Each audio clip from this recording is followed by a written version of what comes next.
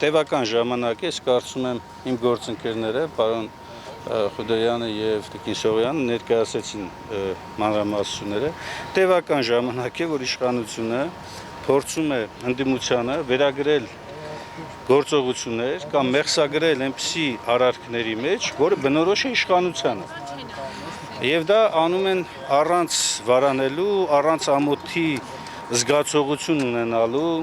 Իշխանությունը ինքը ոչ միայն գործադրել է ողջ վարչական ռեսուրսը, աննախադեպ ռեսուրսը, ֆինանսական, հանրությանը պատկանող ֆինանսական միջոցները ոչ միայն ընտրակաշառքի տեսքով տվել է ընտրողներին, նաև գործադրել է իր ամբողջ, այսպես կոչված ճակերտավոր լիազորությունները բռնության ենթարկելու քաղաքացիներին, մի մոռացեք, որ այս քարոզարշավի ընթացքում նաև մարդ է մահացել քրեակատարողական հիմնարկում, այս իշխանության ժամանակ։ Մի մոռացեք, որ այս իշխանությունը Հայաստանի երբևէ եղած ամենախայտառակ ընտրությունները անցկացրած իշխանությունն է։ Հիմա իրենք բնական է բարձրաձայնում են, թե իբր ընտրակաշառքով են ընտրվել, ավելին Նիկոլ Փաշինյանը իր խառնակցության էությանը համապատասխան հիմա էլ հրահրում է քաղաքացիական բախումներ։ Քաղաքացիական բախումների անոնս է անում այս մարդը։ Եվ այս մարդը այսօր իրեն հռչակել է Հայաստանի գերագույն իշխանություն։ Ու ակնհայտ է, որ այս պայմաններում մեր փրկությունը իբրև ժողովուրդ, իբրև ազգ, իբրև պետություն այս իշխանություններից ձերբազատվելու մեջ է։ Նոր ընտրության անհրաժեշտություն տեսնում եք եւ ինչ ակնկալիք ունեք այն ժամանակակից դատարանից ներողություն, որի կազմը ձեզ համար լեգիտիմ չի եղել։ Այո, ավելին ասեմ, այն բոլոր խայտառակ արձանագրումները, որոնք որ կան, ներկայացնելով այս սահմանադրական դատարանին, մենք նույնիսկ չէ որ երազում ենք կամ երազների մեջ ենք գտնվում, ակնհայտ է եւս մեկ անգամ կարող է փաստվել, որ այս սահմանադրական դատարանը ի վիճակի չէ իրականացնելու, իսկ եթե այնքան կամք ունենա, որ բացահայտ ճշմարտությունները արձանագրելով հանդերձ անվավեր ճանաչի ընտրությունները եւ իրականացնի մեկ այլ կարևոր առաքելություն, սահմանադրականությունը ապահովելու համար տա հնարավորություն արգելելու այս հակաժողովրդավարական, հակաիրավական, քաղաքական միավորին եւ նրա ղեկավարին հետագայում երկիրը կառավարելու հնարավորությունից, նշանակում է ժողովուրդը կկարողանա համախմբվելով կազմակերպել եւ կատարել նորմալ ընտրություն։ Ակնկալում եք, որ ՍԴ-ն պետք է թույլ չտա Նիկոլ Փաշինյանի մասնակցությունը։ Ես երկու հնարավոր սցենարներ նկարագրեցի։ Որ սցենարն էլ լինի, այսինքն եթե ՍԴ-ն ունենա կամք շարժվի սահմանադրությամբ, հաղթում է ժողովուրդը, հաղթում է պետությունը։ Եթե ՍԴ-ն չունենա այդ կամքը, հերթական անգամ վավերացնի հակապետական այս իշխանությունների գործողությունները, մենք եւս մեկ անգամ պետք է արձանագրենք, որ ամբողջությամբ եւ լիակատար կերպով Հայաստանի ուզուրպացիան տեղի ունի։ Նոր ընտրությունների պատրաստվում եք գնալ Նիկոլ Փաշինյանի հետ։ Ինչ է նշանակում ում հետ։ Մենք գնում ենք, ինչպես տեսնում եք, Հայաստան դաշինքով։ Նկատի ունեմ Նիկոլ Փաշինյանի հետ, որպես քաղաքական միավոր, Հայաստան դաշինքը պատրաստվում է գնալ նոր ընտրությունների։ Իբրև այսինքն իբրև մրցակից, հա? Իբրև մրցակից։ Չէ, ինքը իր կազմակերպվածը մենք տեսանք ինչ է։ Այս կազմակերպվածության պայմաններում այլանդակություն, ես դրա համար եմ ասում, սահմանադրական դատարանի որոշմանը պետք է հետևի նաև կոնկրետ գործողություններ արդեն իրավապահ մարմինների կողմից։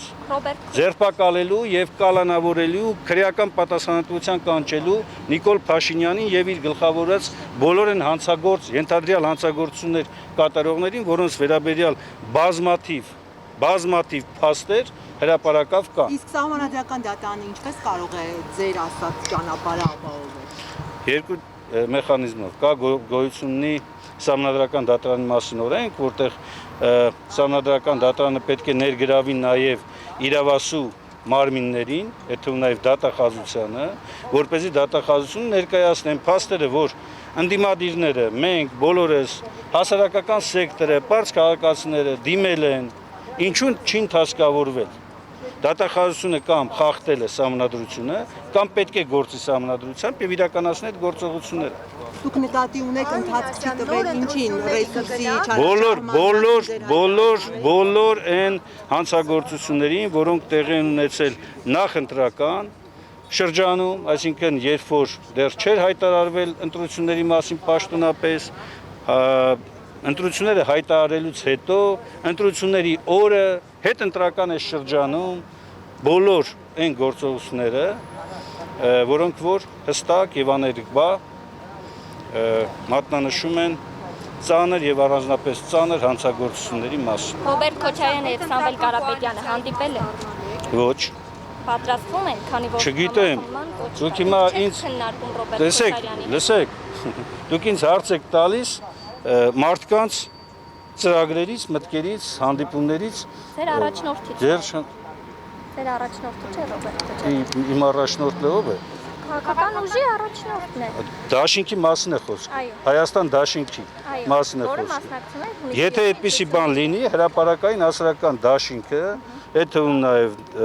նախագահ Ռոբերտ Քոչարյանը կհայտարարի, կասի, կամ կա մամուլի պատասխանատու։ Հիմա դուք եկել եք այնց բան եք, ոնց որ ես պետք է իմանամ, թե մարդիկ իրար հետ ինչ պայմանավորվածություններ ունեն, դուք էսի չեք Չէ, ուղղակի քաղաքական ուժի ներսում Քաղաքական ուժի ներսում քննարկումների համար ես ասեցի, որ ոչ, հիմա դուք շարունակում եք, ասում եք իսկ կհանդիպեն։ Պարոն Մինասյան, լավ, տեսլականն ազում ճշգրտի եւ դուք ինչպես եք կարծում, այս պահին ընդդիմությունը ունի ռեսուրս պայքարի գնալ նաեւ փողոցով։ Ես դժվարանում եմ դա ասել, որովհետեւ ես չեմ այն մարդը, որ պիտի գնահատի որքան կա փողոցով պայքարելու ռեսուրս։ Ես այն մարդկանց մեկն եմ, որ առաջին օրվանից սկսած եղել եմ փողոցում 20 թվականից սկսած եւ չեմ կարող մյուսների փոխարեն որոշումներ կայացնել կամ մեկնաբանել։ Բայց մի բան ակնհայտ է, որ նույնիսկ այս կեղծված ցուցանիշների պայմաններում 600,000-ից ավել մարդ կամք է գտել իր մեջ եւ մերժել է սրանց։ Դա նշանակում այստեղ է որ վիճարկելու հարց կա եւ երբ որ սահմանադրական դատարանում ներկայացվի, դուք տեսնեք այն տասնյակ հազարավոր տվյալները, որտեղ ստորագրություն չկա ընտրողների ցուցակին, բայց հայտարարվել է, որ այդ տեղամասերում այդքան մարդիկ մասնակցել են ընտրությունների։ Պարոն Մինասյան, Հայաստանում ինչպես է ձևավորվելու իշխանություն այն դեպքում, երբ Նիկոլ Փաշինյանը հայտարարում է, որ ընդդիմությանը ընտրած քաղաքացիների 70% ընտրակաշառք են վերցրել, այսինքն չի ճանաչում ձեզ որպես ընդդիմադիր ուժ, լեգիտիմ ուժ, իսկ ընդդիմությունն էլ հայտարարում է, որ Նիկոլ Փաշինյանը լեգիտիմ ճանապարհով ընտրված ղեկավար չէ եւ դիմում է սահմանադրական դատարան։ Այդ դեպքում ինչպես է Հայաստանում իշխանություն ձևավորվելու։ Ոչ դուք եք իրենց ընդունում, ոչ իրենք են ձեզ ընդունում։ Միայն ժողովրդի որոշմամբ։ Ժողովուրդը ընտրություն է կատարել։ Ժողովուրդը ընտրությունը չի կատարել։ Բայց մենք, եթե ընտրություն կատարեր, մենք կընդունեինք այդ արդյունքը։ Այսինքն դուք համարում եք ընտրություն այն սպառնալիքները, այն կեղծիքները, այն այլանդակությունները, որոնք տեղի են ունեցել եւ որի դիմաց գրվածը 700, չգիտեմ քանի հազար, դուք համարում եք դա ընտրության արդյունք։ Ինչ ակնկալիք ունեք այն սահմանադրական դատարանից, Պատասխանեցի Լիա ջան, ես արդեն պատասխանեցի։ Ժողովուրդը պետք է ընկալի, դուք ինչ եք։ Ժողովուրդը շատ լավ է ընկալում։ Շատ լավ է ընկալում իմ տված գնահատականները։ Եթե այլ հավելյալ ինչ եք ուզում որ ասեմ։ 5 տարի ժողովուրդը ոչինչ չի տեսել ընդդիմությունը։ Ով ասա, թե այ հիմա բացվեցիք դուք։ Իսկ ով ասես որ չի տեսել։ Դուք եք պայքարում մենակ։ Այդ ընդդիմությունը չկար պայքարով։ Դուք Հա, մենակ դուք եք պայքարում։ Պայքարով վերադարձնելու ենք, Արցախը չվերադարձվեց։ Եթե ամեն ինչ նույնն է։ Հետո, այսինքն դուք ասում եք, որ ընդդիմության ձեռքում էր Արցախի վերադարձը, ընդդիմությունը խոստանում որ կվերադարձնի։ Բա պայքարի նպատակը դա է եղել։ Հիմա եթե մենք չենք հաջողել այդ առումով, չի նշանակում չի պայքարել։ Իսկ հիմա ինչու եք վստահ որ կհաջողեք։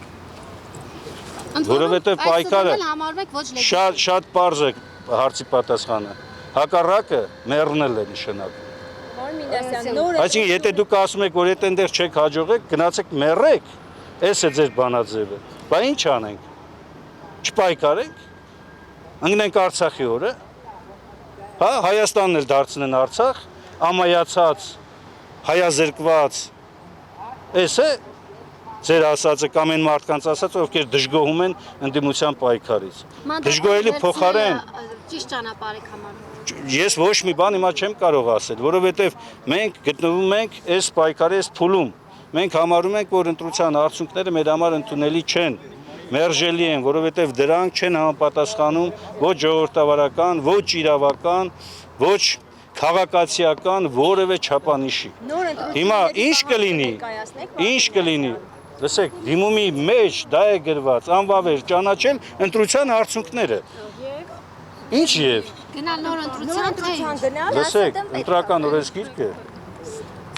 հարգելի լրագրողներ ջան, ընտրական օրենսգիրքն ասում է, եթե օրինակ Սահմանադրական դատարանը կայացնում է որոշում ընտրության արդյունքներն անվավեր ճանաչելու, ապա դրանից հետո կենտրոնական ընտրական հանձնաժողովը պարտավոր է վերաքվեարկության մասին որոշում կայացնել։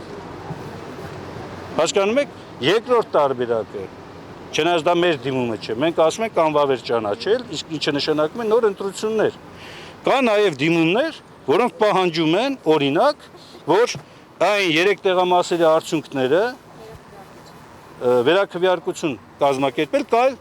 վերաքվեարկություն չեն կարող պահանջել, որովհետև այդ հնարավորությունը չի տալիս։ Պարզապես վերահաշվարկ կատարել բանաձևում եւ երրորդ ընդդիմադիր ուժը մտնի խորհրդարան։ Կա նաև այլ մոտեցում, որ ասում է երկրորդ փուլ։ Մեր պահանջը շատ պարզ է, մենք ասում ենք այս ընտրության արդյունքները հարկավոր է զրոյացնել։ Այսքան բան։ Շնորհակալություն։ Բաժանորդագրվեք Արմաթ մեդիայի ալիքներին սոցցանցերում։ Հետևեք մեզ նաև Armat Media AM կայքում։